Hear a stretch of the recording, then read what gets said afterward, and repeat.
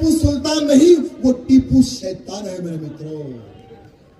टीपू सुल्तान को एक नायक बताया गया, टीपू सुल्तान को एक हीरो बताया गया, द ग्रेट टीपू सुल्तान।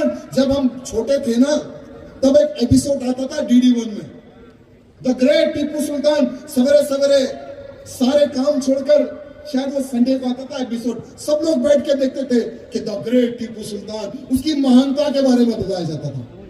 यानी बचपन से टीपू सुल्तान को एक हीरो बताने का प्रयत्न किया गया। लेकिन आज सोशल मीडिया का जमाना आ गया है, आज सोशल मीडिया का जमाना आ चुका है। आज टीपू सुल्तान नहीं, वो टीपू शैतान है। आज का हिंदू जान चुका है, आज का हिंदू समझ चुका है। टीपू सुल्तान मैसूर का राजा, कुछ लोग कहते हैं वो ओवैसी कहता है कि टीपू सुल्तान एक सच्चा देशभक्त है। अबे कहां से देशभक्त है रे, कहां से है, कौन सी किताब में पढ़ा है? चल मैं तुझे किताब पढ़ाता हूं, पढ़ ले। टीपू सुल्तान मैसूर का राजा, टीपू सुल्तान की तलवार के बारे में तो तूने बताया है, टीपू सुल्तान की अंगूठी पर राम लिखा हुआ है, ये भी तूने बताया है। लेकिन उसके पीछे का राज मैं बताता हूं रे, ओवैसी सुन। टीपू सुल्तान की तलवार पर उर्दू में आयतें लिखी हुई है। पता है क्या लिखी हुई है आयतों में?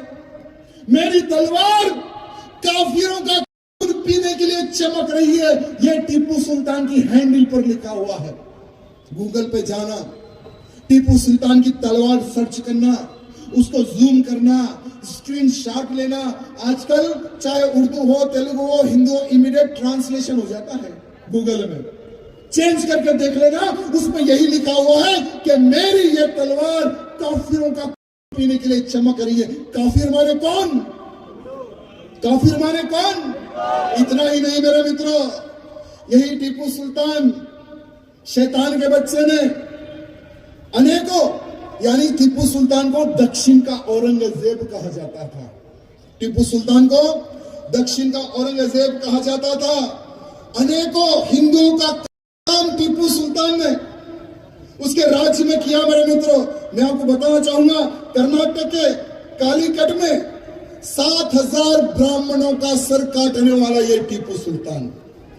कुर्क हो, कोयम्बतूर हो, केरला हो, अनेकों राज्यों में हिंदुओं का धर्मांतरण करने वाला ये टीपू सुल्तान मेरे मित्रों। इतना ही नहीं, इतना ही नहीं मेरे मित्रों, 2000 हमारे ब्राह्मणों की महिलाओं के साथ में बलात्कार करने वाला ये टीपू सुल्तान।